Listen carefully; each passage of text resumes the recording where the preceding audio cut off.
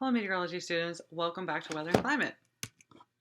Today we're going to be learning, or actually this lecture, which is the first of two lectures, we'll be learning about weather forecasting in general. We'll go into weather data, where we get it from.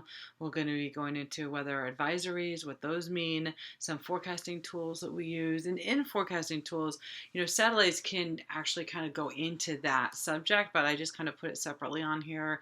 So when you're studying, if you're looking for that, you can find it hopefully easily. Okay, so let's get started. First of all, where do we get the data?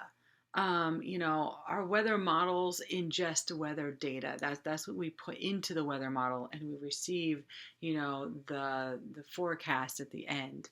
So the first place that you might think would be satellites, and that would be true. We do receive quite a bit of information from satellites, but we also actually get it from radiosondes as well. Radiosondes, remember, are going to be those little boxes that are attached to the weather balloons, and they go up, 2 times a day from our National Weather Services. Sometimes more, depending if there's like severe weather going through. Sometimes they'll do those more often, but generally speaking, it's just one. But we also get them from weather stations. Now, I've put a picture here, and these are all the different weather stations that we have, National Weather Service stations in the country, in the United States. So, you can see that this one's going to be the closest to you here, the KOAK in Oakland. I'm from Omaha, originally, and this is going to be the Omaha one, KOAX. I'm going to Maryland, so that one's going to be over in this area over here. I'm sure I'll learn more about that. But we do have a total of 122 stations in our country. Now, additional to that, we also have airports which report weather data, and we also have buoys. There's buoys all over inside the oceans. The thing about buoys, I do want to note though, is that they're not as reliable. So, birds will poop on it, or sea spray will get on it, and the salt, from the sea spray after it evaporates will get on the sensors, and those can kind of go a little wonky every once in a while. So really, those are not as reliable as the National Weather Service or the airports. But a third one would be ships. And so there are ships that take regular routes through shipping lanes. We put weather stations on those ships, and then we can get data from that.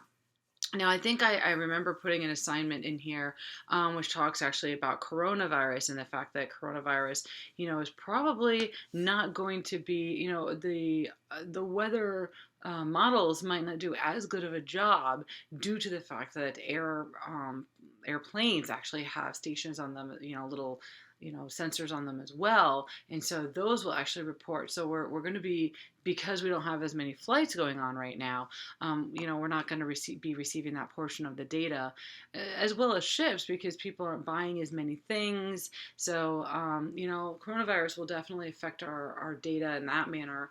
But I mean, generally speaking, in normal times, and now even it's just lesser now, these are all the places where we actually will receive data. Okay, so the next thing we need to talk about is advisories. And I do realize, I don't think I've seen an advisory here in the Bay since I've lived here. But I did actually call Maryland this afternoon, and the people were telling me that they had to leave because they were in the middle of a flash flood warning. So there's many, many different places of the country. Most places actually are somewhat familiar with advisories, because they'll see some form of it or another, whether it's a hurricane or a thunderstorm or a flood or something. So the main thing to remember here is going to be that there's 2 levels of advisories. The first one is going to be a watch, and this is where conditions are favorable for something to happen. So we can have a flash flood watch, or we can have a severe thunderstorm watch, or tornado watch. We even have hurricane, watches. Things that basically the conditions are favorable for these things to form, and so we kind of need to keep an eye out. We need to be aware that this can happen. We don't really know exactly where and exactly when, but we do have a general location and a general time frame. So that's going to be what the watch is.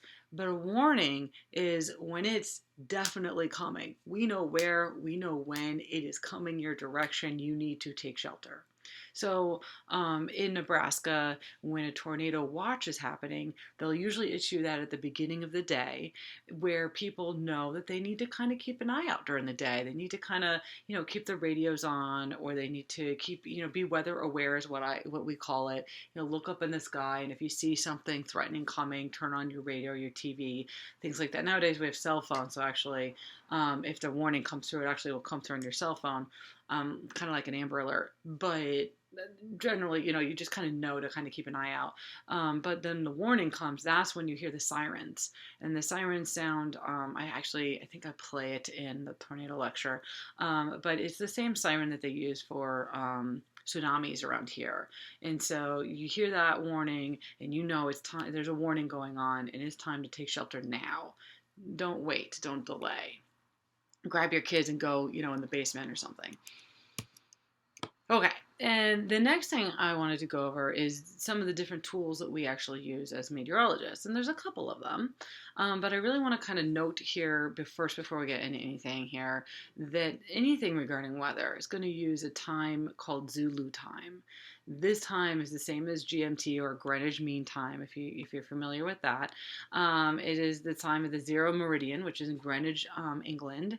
Where that zero meridian is going through. Whatever time it is there is what Zulu time is going to be, in military time. So like 0000, or like 2400, or I don't know, 0800 would be 8 o'clock, something like that. So that way, like, everybody knows that regardless of what time zone you're in, if you're looking at a time or a map, what time that map is actually for. Because a lot of times the map might be for the whole United States, which would encompass more than one time zone. So just a little note on that, Greenwich Mean Time is 7 hours ahead of Pacific time, so ahead of your time zone. Okay, so the first tool that we're going to go over is a meteogram. Now, a meteogram is going to show how variables have changed or will change at a particular station. So let's go and look at a meteogram here. So this is in San Jose, California today, and this is going to show us temperature. So this is going to be how it changes. See how it says 09Z, so it's going to be 9 o'clock Zulu time, which remember isn't the time here, it's going to be the time in Greenwich. So you kind of need to do a little math, or you can look it up. There's at the end of this lecture, I have a link actually that can tell you what Zulu time is, currently. But you can see how, it changed throughout the day. And obviously, at night it goes down, it's cooler, and during the day it gets warmer. The high of 82 today. How it will change through time. The dew point pretty much consistently stayed the same. The wind speed is going to change a little bit. And here's the direction. Sky cover, you can see visibility. They have these meteograms I use it a lot actually for snow when I'm forecasting snow in the plains. That can be really useful for that. Okay, and then the next one is going to be soundings. Soundings are used a lot. I use soundings all the time when I'm looking, especially for like severe weather, rain, things like that. It's good for mesoscale, which would be severe weather and rain. Small and short range. Remember, mesoscale is going to be something that's small and something that doesn't last very long. Okay, and it's also great for looking at what conditions will be upwind. We kind of are. Well, I would say, if the flow is coming from San Francisco to San Jose, then we can look at the sounding coming out of, the San Francisco airport and know that in a certain amount of time, depending on how fast, it's moving, it'll get to us. So if you look at that idea, but spread it out a little bit further, maybe you're in Fresno, maybe, you're in Tahoe or something like that. Tahoe's a bad idea because it's in the mountains, but look at Fresno, the mountains kind of mess up my idea. Say in the plains we use this a lot because there really isn't any mountains, so we can kind of, it's pretty flat out there. So we can say, if the conditions in the morning over here will reach us by the afternoon over here, then we can look at the morning sounding over here and know that air mass will reach, this area at a certain time, and then we can kind of have a better idea of what's going to happen. Hopefully that explains it a little better. Okay, now we get into satellites. I love satellites. Satellites are awesome. I got to actually watch the first weather satellite go up into outer space in Cape Canaveral. So I really the first one that was like, not the very first one, but the first one that was deployed out of our new set of them. I'm not that old. I'm old, but not that old. But anyway, so we have two different types of satellites that we use for weather. And the first one's going to be geostationary.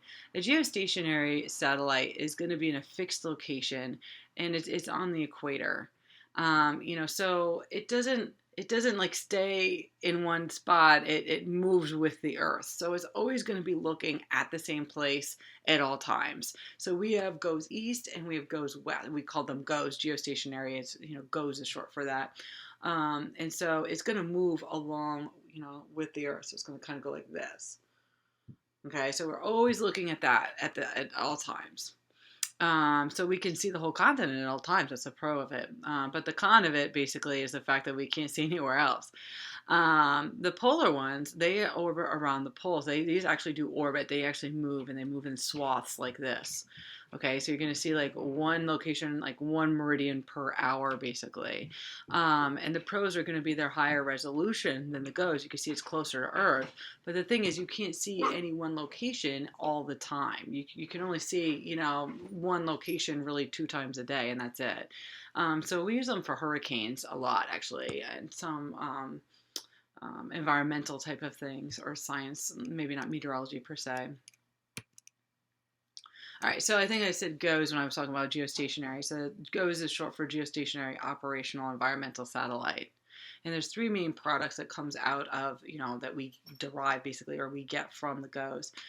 First is going to be visible, which is basically looking at outgoing visible light. And so this we're only going to be able to see during the day. And then the next one's going to be infrared. So it basically is looking for the infrared that's bouncing off of the earth or being emitted from the earth.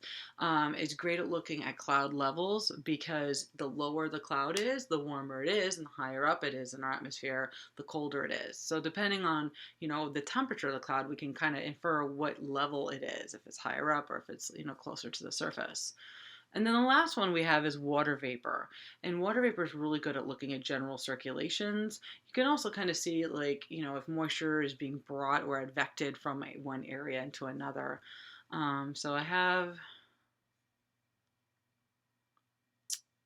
this is going to be a picture. Man, these new satellites just are awesome. They're really, the resolution is unbelievable on these.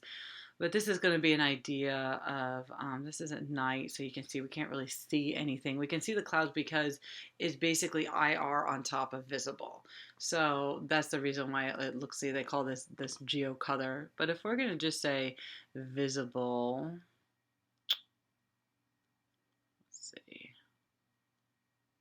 just say visible. Okay, and we're going to go actually like 60 hours.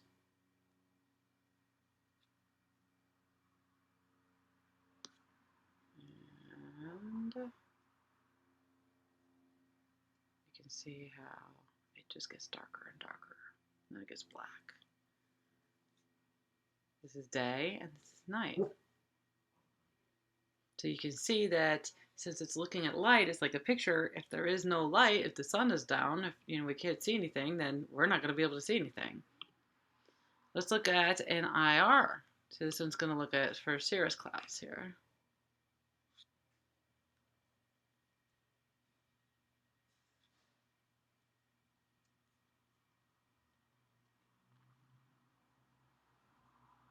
Again, we're not going to really see very much because it's dependent upon the sun.